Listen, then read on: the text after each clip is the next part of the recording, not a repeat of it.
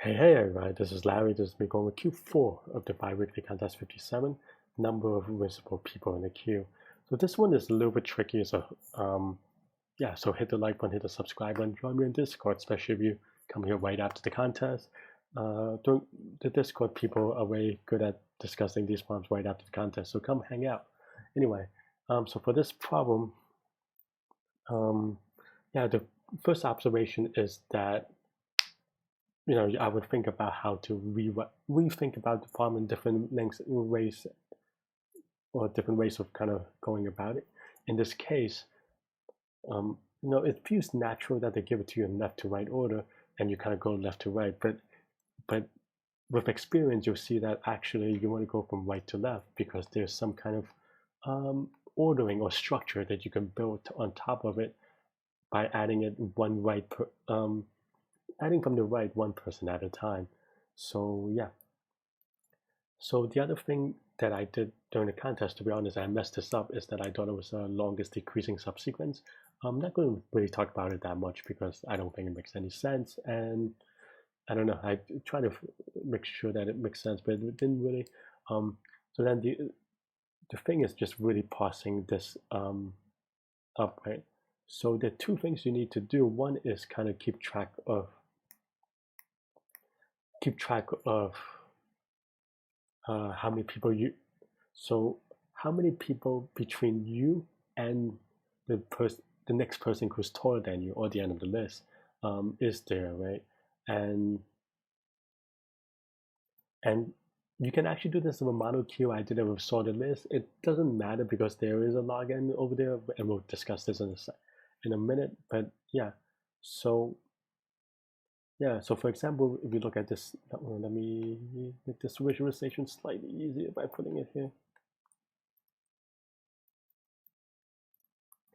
But yeah, if we're at the 6, for example, we cannot see anything beyond the next highest number, which is 8. The other thing that makes this easier is that all the heights are unique, so you don't have to worry about equal elements, which I was playing around for a little bit as well. Let's say we're up to 8, then we can see all the almost like a monotonically increasing sequence of the next value that is, for example, this 8, you have 5 and 11, and even this, for example, there's a 2 here. 8 doesn't actually see the 2 because the 5 blocks it, right? So we're just basically looking at, okay, 5, and then every time you get a number, you ask the next thing of, okay, what is the next number after 11 that we, or sorry, after 5 that we can see? And it's 11, right? So basically what we do here now is that we just keep track of that increasing list that you see. For example, here we start with 9, and then when we see the 11, we know that we'll never be able to see the 9 again, right? And this is the principle behind the mono queue, is that, okay, well, 9 can never be seen again, so let's see 11. Because for mono queue type problems, you're trying to think about a way to give you all possible answers, right? And because the 9 will never be in the answer set, we can remove it. And then the next one is, in this case, 2. And then we know that 2 can be a possible answer, so now the number has 2 and 11. And then the next one is 5, and we know that in this case, 2 can no longer be an answer ever again, so we put in 5, right? Given same thing for 8, because we know that 5 can never be an answer again. Here there's 6, so because 6 is a possible answer, you put it in front. And then lastly, this is a 10, so we know that 6 can never be an answer, and neither can 8, so then we replace it by 10. Of course, this is the last element, so we don't really use it, but that's basically the idea behind the mono queue, is that you give yourself a candidate list of answers at every step of the way that are all the possible answers that you can use. And the other part is, of course, looking at the next, how many numbers can you actually see from here, right? So let's say you have this, and you have, 6, 8, and 11. Well, if your number is 7, you cannot see past the 8 because of the definition of the problem. That's actually something that I actually struggled with when I was implementing this. But between 7 to 8, so then the short answer here is that you just binary search for the number of numbers that are smaller than 7, which of course is just a standard binary search to the left of the number that you're binary searching of. So that's basically what I did here. It's a very brief 16 lines of code.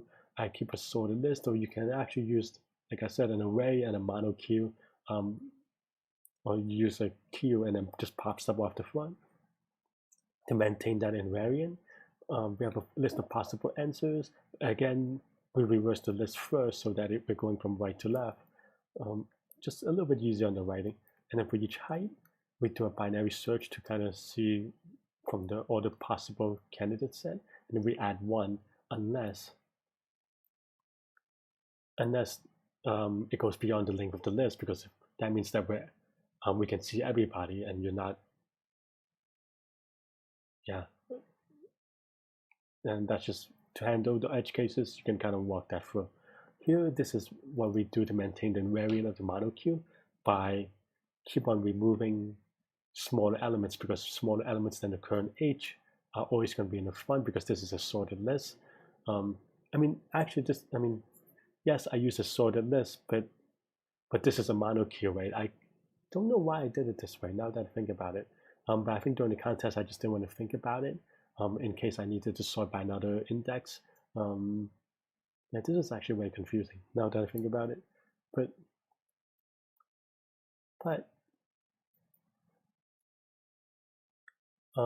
anyway, so this is always going to be in the beginning of the list, and then you can remove it if it's smaller, because as we said, you can't see over, because in future elements going from right to left, you can no longer see over this person, right, which is the current H.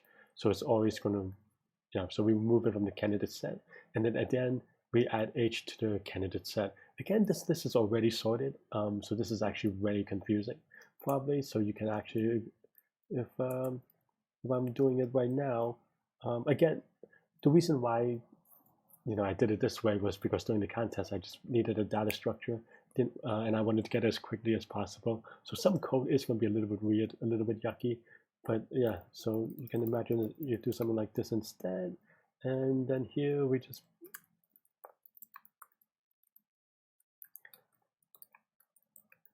something like that should be the answer. And anyway, because we're going from right to left, the answer is going to be in reverse order, so we just reverse it back. Let's run it real quick just to make sure my changes are okay before I showcase them. So I think it seems like I'm getting some kind of lag or whatever. Oh, whoops. This is now cubes.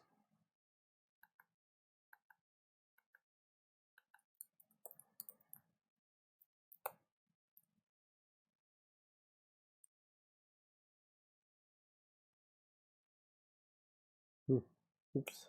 Oh.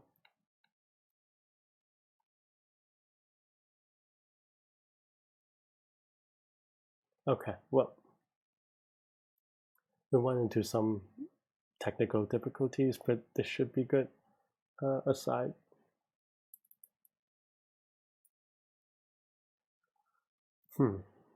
Okay, well, technical difficulties. Oh, there we go.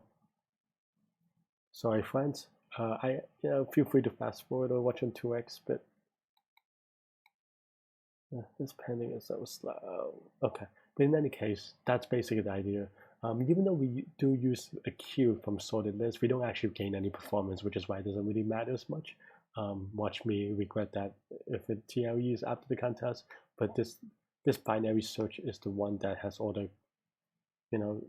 like for each element we do one binary search, so it's going to be log n in the worst case, and yeah. And this is basically log n, so this entire thing is going to be n log n. We do use O of n space, linear space, because we use the DAG. We reverse the heights, which is maybe dubious, and we also need it for the answer, so that's going to be the lower bound output sensitive. But yeah,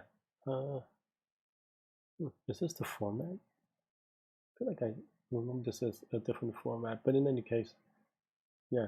So that should be good. And yeah, that's why I have this one. You can watch me solve live during the contest. Next. Silly mistake. Okay. Let's see.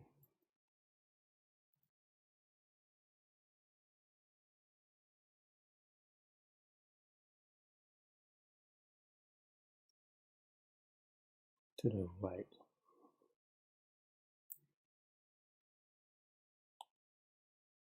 One, two, four. Okay. And it's something big, I assume. I feel like I've seen this one, but I don't remember off my head.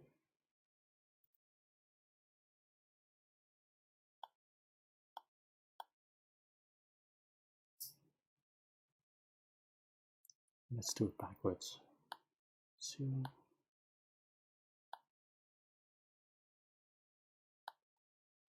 5.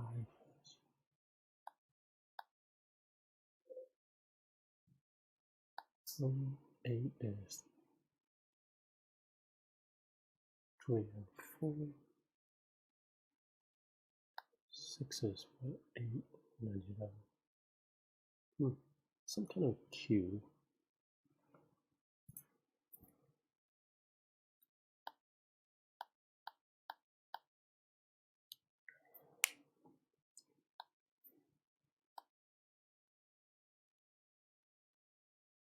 It could say 2.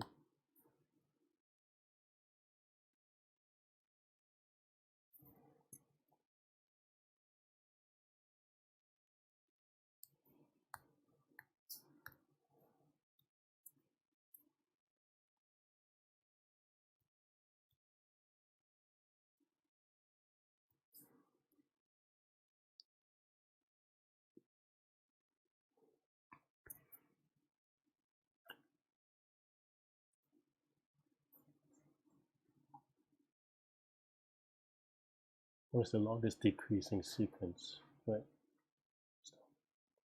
Ending in whatever.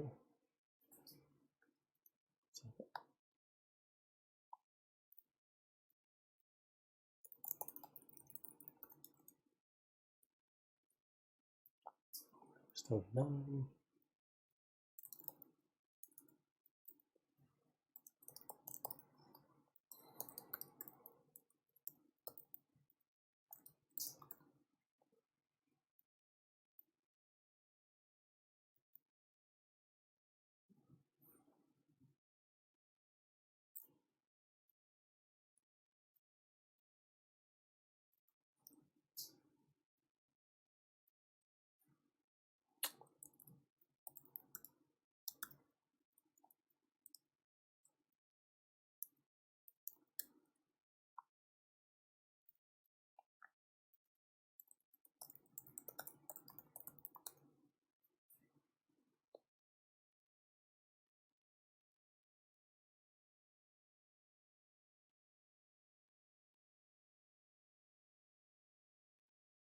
Oh, the heights are unique. That's what I'm looking up.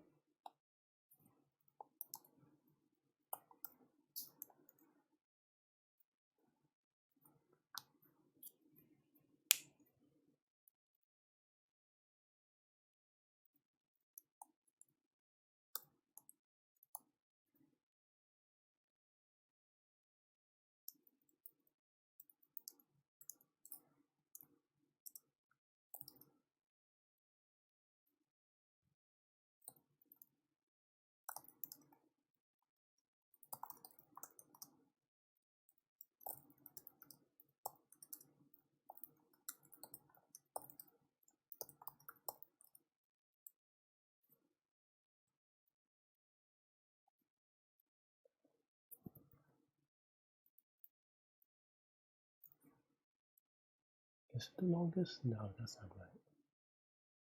This is not right. Okay, think about it first, Larry. Come on. Are you start the 9? Okay, that's good.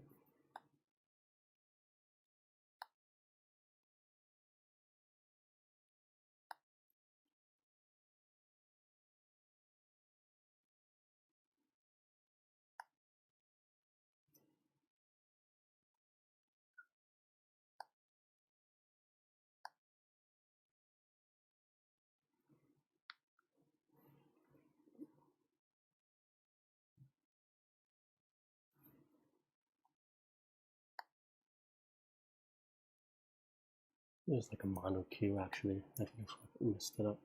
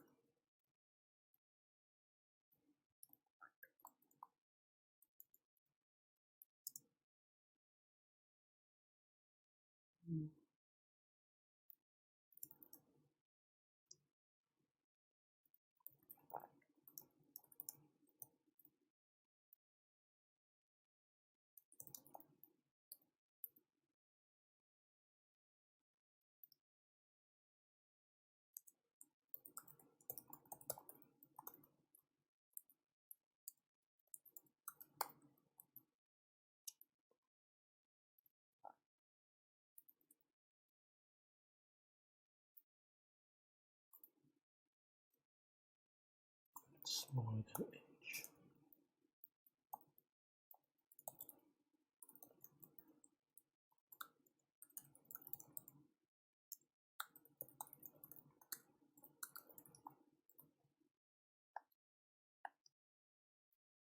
Oh, that's not good. Oh.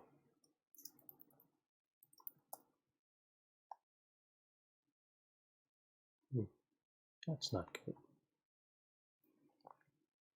Wait, why is this? Oh no, this is 4. Why is this 2?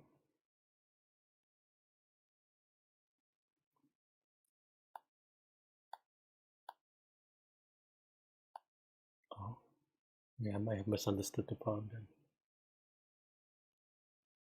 Why can't this person see 3 and 10?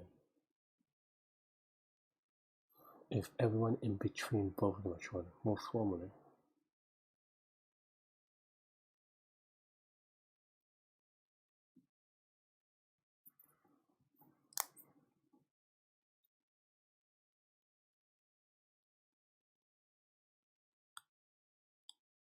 I think I misunderstood in some small parts of it. Okay, so here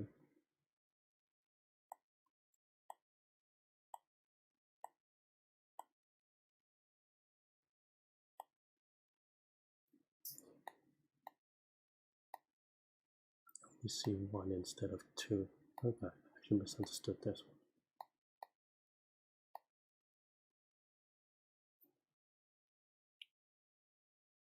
Until this one is.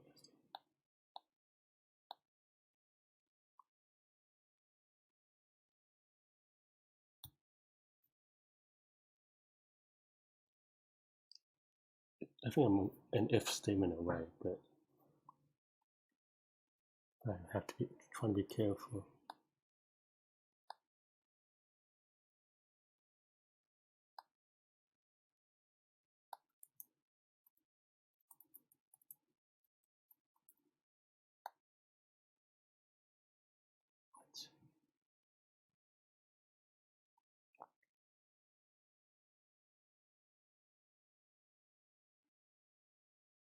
Because this 10, we move to 6, 8, that's what I have here. Okay.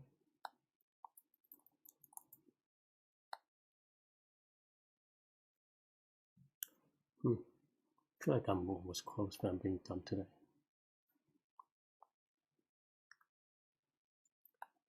Two.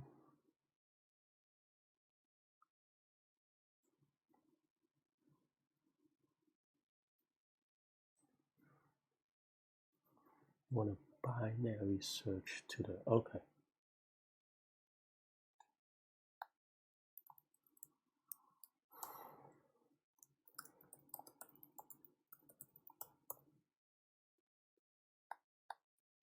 Maybe +1.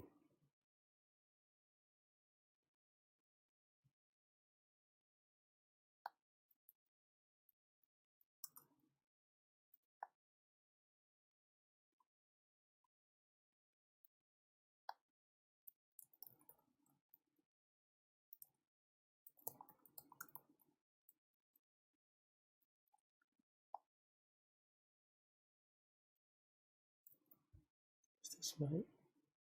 I mean, that's the right answer, but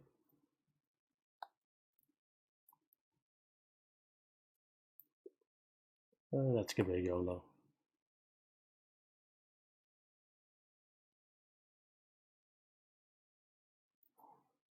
Okay, cool. Whew. Yeah, thanks for watching. Hit the like button, hit the subscribe, and join me on Discord. Let me know what you think about this problem. Yeah, hope you do well and stay good, stay cool. I will see you later. Bye bye.